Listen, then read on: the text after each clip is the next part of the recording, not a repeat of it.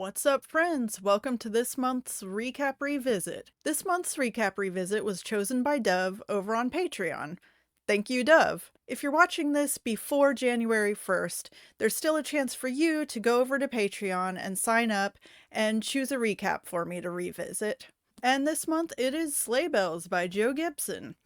I'll put the cool cover up here somewhere. Unfortunately, I seem to have lost my single edition with the cool cover, and instead I have this 3-in-1 Jo Gibson Holiday Thrillers edition.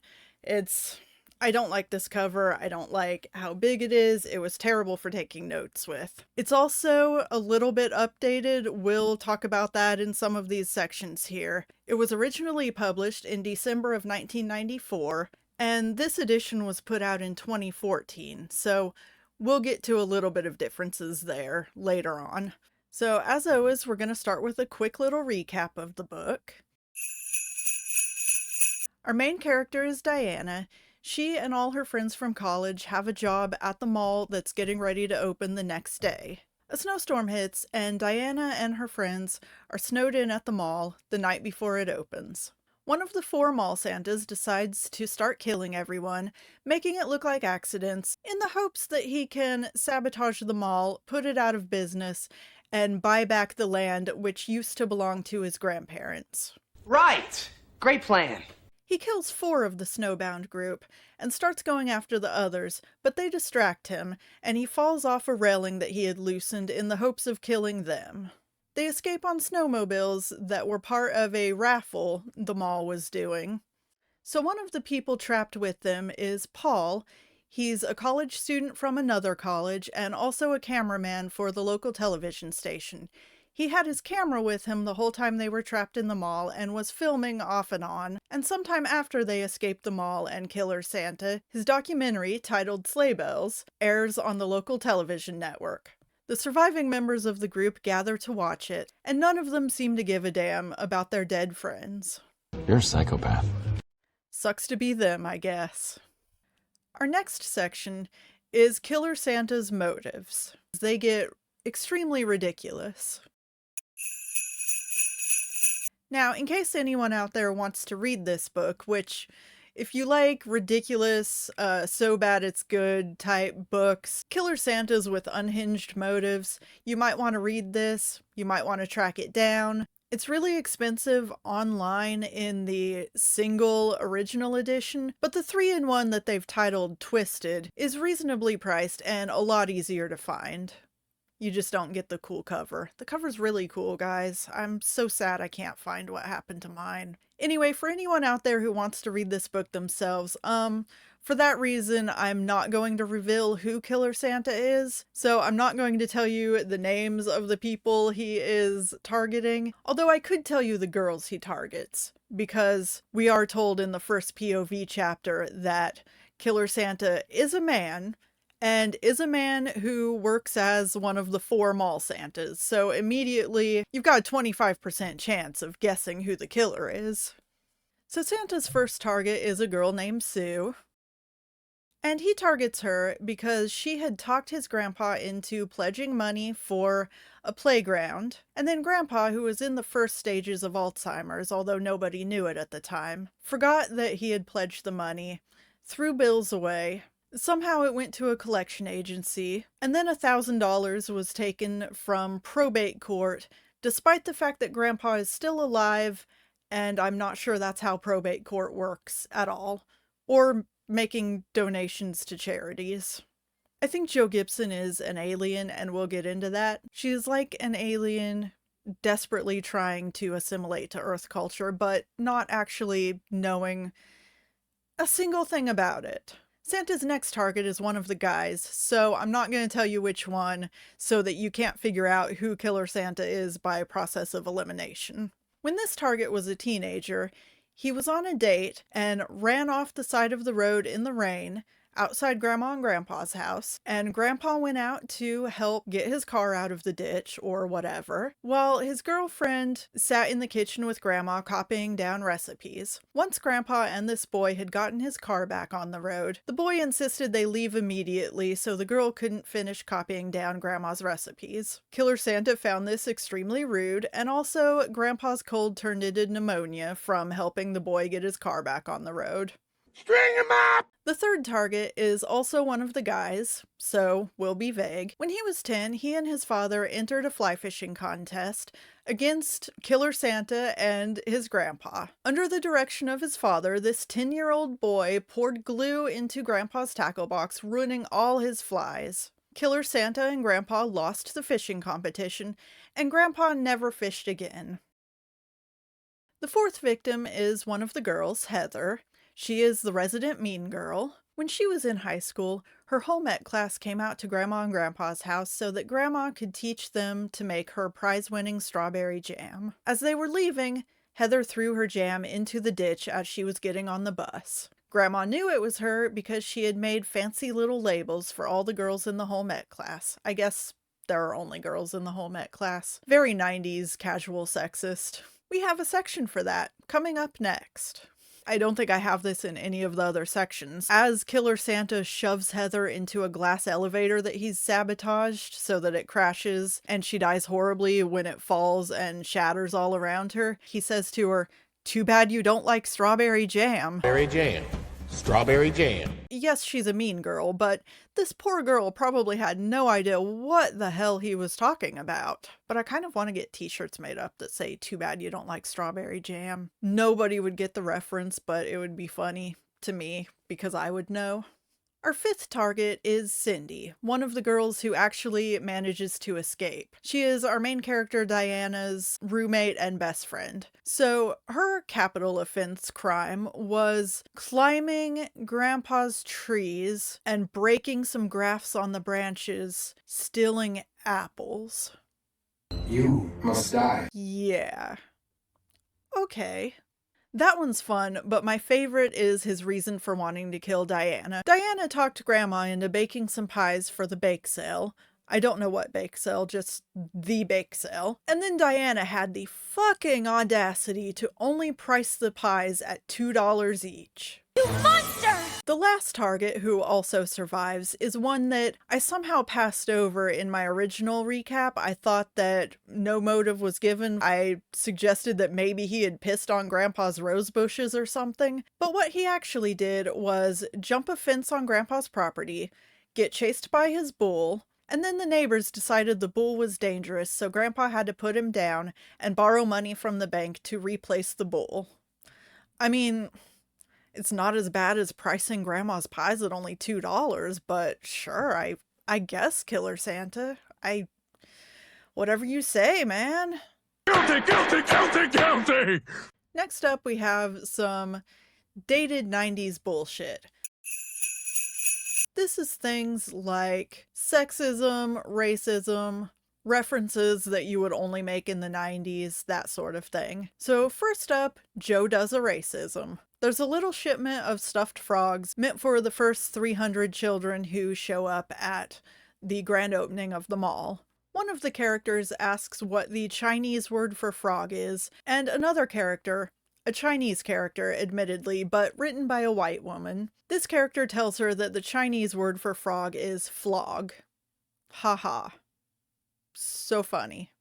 Perhaps the joke was not funny. Apparently the characters think it is because it cracks them up for a full 5 minutes. That maybe could have gone in my all these characters are aliens section as well as this one. There are a few of these that kind of cross categories, and I just chose the one it seemed to go in the best at the time. There's a character named Shane Winter who is apparently some sort of singer, actor. Even though it's the 90s, they seem to have kind of modeled him after Elvis Presley. When it's mentioned that he lip-syncs his performances, Milli Vanilli is referenced. Who's Milli Vanilli? I feel like that may have been a dated reference even in 1994, but it absolutely is in 2014 when this edition of the book was reissued and supposedly updated. We have fat shaming when it's mentioned that an actually thin girl, Heather, the mean girl, appears fat on camera. It's absolutely hilarious to our main characters. They laugh about it for quite some time. Maybe they're actually the mean girls. At one point, Jay, Cindy's brother and Diana's love interest, wakes Diana up to make coffee for him. He protests that he's not being sexist. Doubtful. Very doubtful. He just thinks that Diana knows how to make coffee better than he does. Sure. Doing another sexism, throughout the book, anytime a dead body is discovered, Jay immediately ushers the girls away. We can't let these delicate women look at a body. I guess either Jay or Jo Gibson don't realize that many women have jobs where they interact with corpses. Women can be doctors, coroners, mortuary workers. I don't know, man. Leave a comment. Let me know what other professions interact with dead bodies. I'm sure there are more.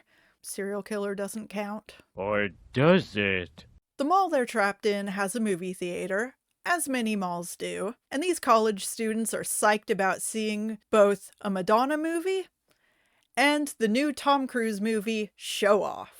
He's Tom Cruise. There's also a Mel Gibson movie playing, but I'm not even going to touch that one. Next up is a section I'm calling, My, Isn't That Convenient? This is all the unrealistic plot contrivances and coincidences that have to happen in order for the plot to happen. First up, all the mall employees seem to know each other. They're all friends who go to the same college. And related to that, Killer Santa just happens to have a vendetta against every single person he's snowed in with. That's convenient. So before he kills them, Santa leaves a package with lyrics from the song Santa Claus is Coming to Town in them. He only puts their first name on the package, and everyone has very common first names, so it's very convenient both that everyone finds the package and just assumes it's for them and opens it.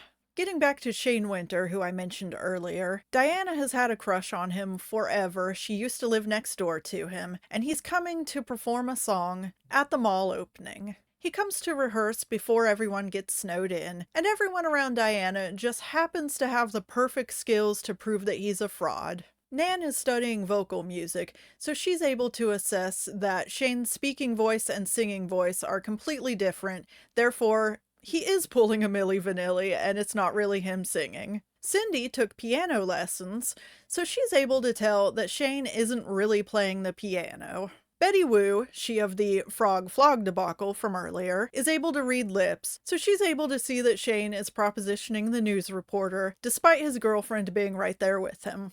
All of this information works to completely disillusion Diana about Shane, and despite having been in love with him since she was 13, she never thinks of him again. It's either impressive or sociopathic. Sociopath.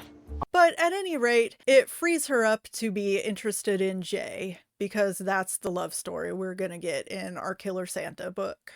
In order for this plot to happen at all, it's extremely convenient that the highway patrolmen who are there to evacuate everyone are absolute shit at their jobs. I mean, they really dropped the ball in this evacuation. Normally, I don't think you would allow 8 college students to just be snowed in at the mall, wandering around, left to their own devices. This whole evacuation of the mall when the snowstorm is coming in is handled incredibly poorly, but it has to be in order to trap our characters there. It's very convenient that Killer Santa finds the keys to all of the mall administration offices in the security office, which was apparently left unlocked. Why would you ever lock a security office, right?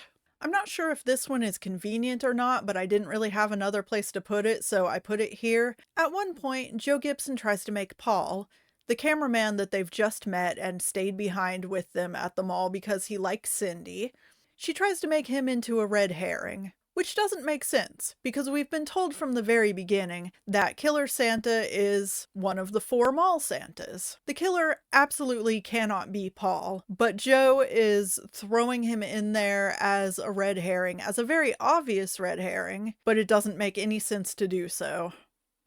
I'm stumped. Make it make sense. I mentioned the movie theater earlier, and it turns out everything in this movie theater is fully automated. So these kids can go in there and watch all the movies. The movies are playing at their scheduled times. It's all done by computers. This isn't part of the update. This was in the original book, published in 1994. Weren't they still using film reels in 1994? I don't think it could be fully automated. If I'm wrong, let me know, but it seems highly unlikely. And finally, it's very convenient that every store in the mall is just open and unlocked, no security gates, no nothing. So all these kids can just go in and use and steal food and clothes from all the stores. And I believe they are stealing everything, because the only time they bother to mention paying for anything is when they write out a tab for their snacks at the movies. So we're stealing beer and coffee and charcuterie trays, but yeah, you better pay for that popcorn and those milk duds. Hey!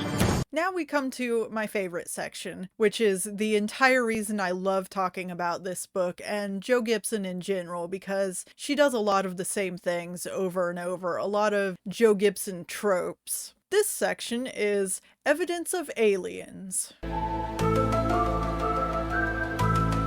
This is where I'm convinced that all of Jo Gibson's characters are aliens attempting to assimilate to Earth culture and doing a very bad job of it. These characters are confused by very normal, everyday things. The word puzzled is used quite a bit. In fact, my friend Dove, who is the patron who chose this video, again, thank you, Dove. She loves this book, and it's all my fault. She got curious how many times the word puzzled is used when I started pointing out how often I seem to run into it in this book, and she went through her Kindle edition, Control F, looked for puzzled, found it 26 times, which is more than once per chapter. And most of the time they're not puzzled over anything that's actually puzzling. We will get to that in this section. So to kick it off, somehow Diana accepted this job at the mall without knowing what the job was. And it turns out the job is she is one of Santa's elves, and she has to skip the length of the mall over and over throughout her shift. What? This might be a place where the word puzzled was used, because Diana is confused that more than one mall Santa was hired. There are 4 of them. One of them is the killer, but she's confused why you would need more than one mall Santa. So because we have to force a love story into this book about a killer Santa with ridiculous motives, Jay likes Diana. She thinks he's only being friendly, even though he has braided tinsel into her hair, planned an elaborate New Year's Eve party with her, kissed her nose and forehead, and is always hugging her. She thinks he's just being friendly because he's her roommate and friend's brother. I don't have any friends who have ever kissed me on the nose. That's just fucking weird. So the girl named Sue is the first to get a threatening note wrapped up in a package, and she opens it in front of Jay and Diana, and nobody can figure out that it's the first 2 lines of Santa Claus is Coming to Town until they hear that song on the loudspeaker, and even then, they have to listen to the first verse before confirming that yes, those are in fact the lyrics to that song.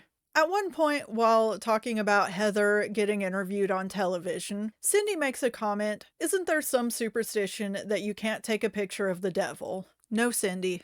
No, you're thinking of vampires. I went down this whole Google rabbit hole trying to see if maybe there is a superstition about not taking a picture of the devil. As far as I can tell, there's not. It's just vampires.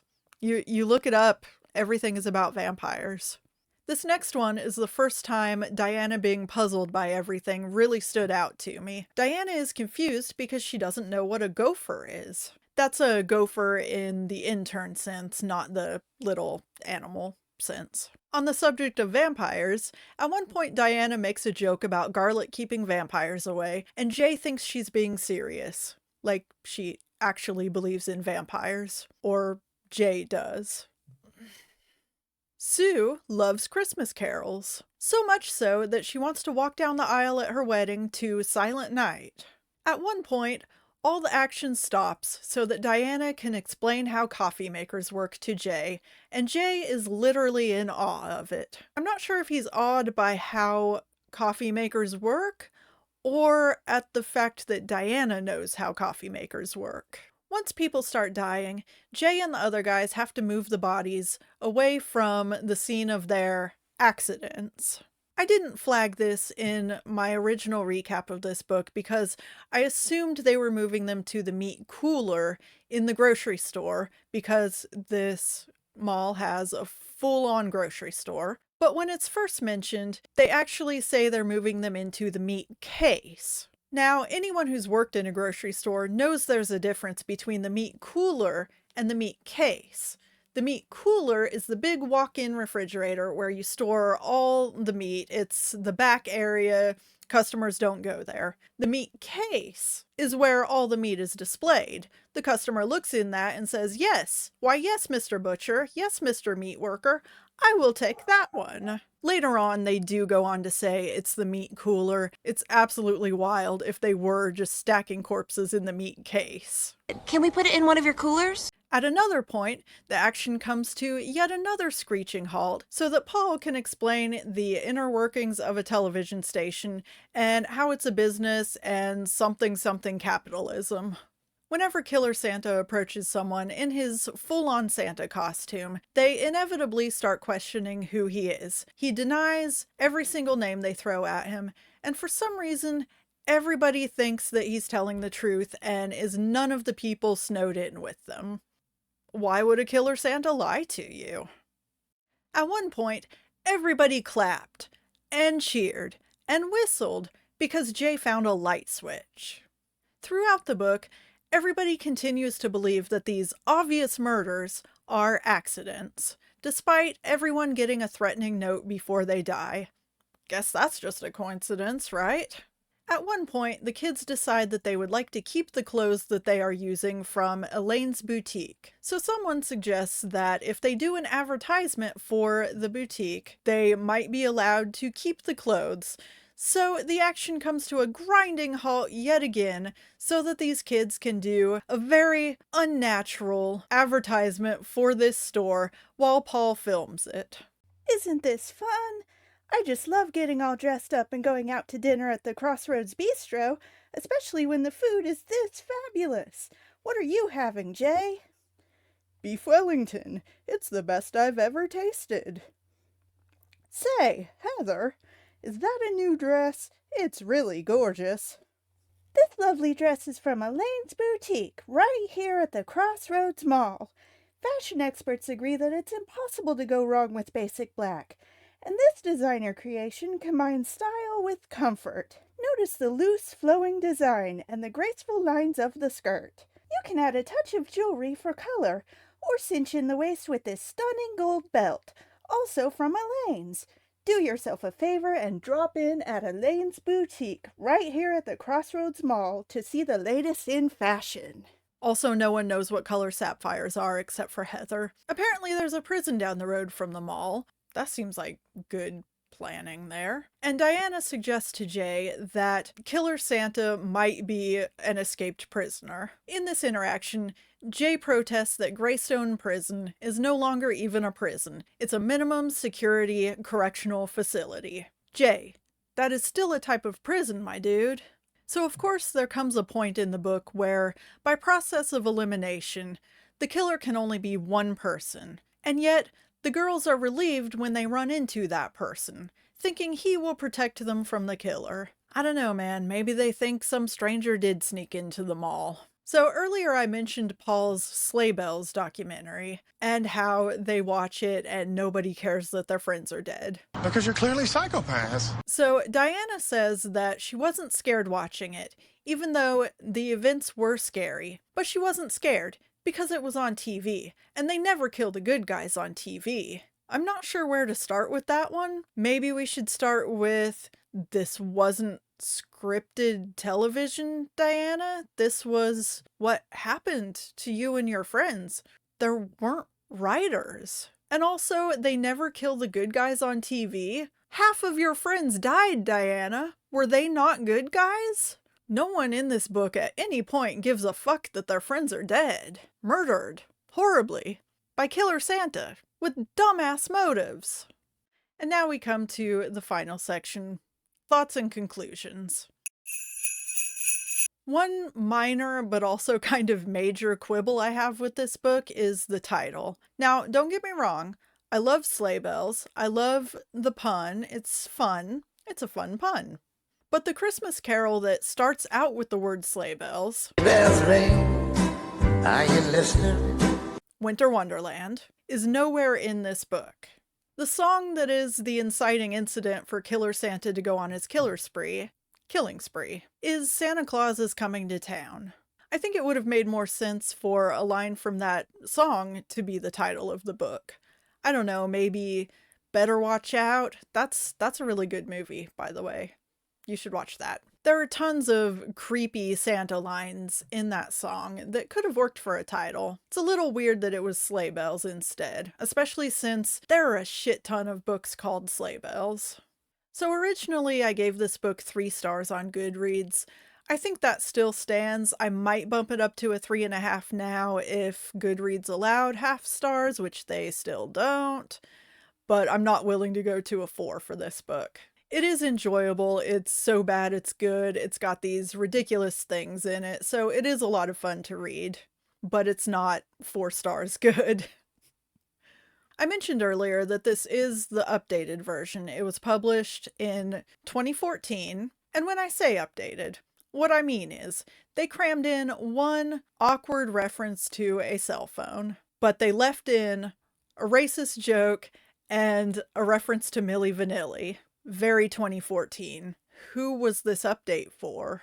Also a weird thing if you can do math. At one point, Killer Santa mentions watching a special about the 25th anniversary of JFK's assassination. Now, if you do the math on that, that would put that special airing in 1988. All of these characters are supposed to be around 21, 22 years old. So if we're meant to believe any of this is happening in 2014, that means these characters were born around 1992, 4 years after the 25th anniversary of JFK's assassination. Way to go with the update there. Whoever updated this, updated.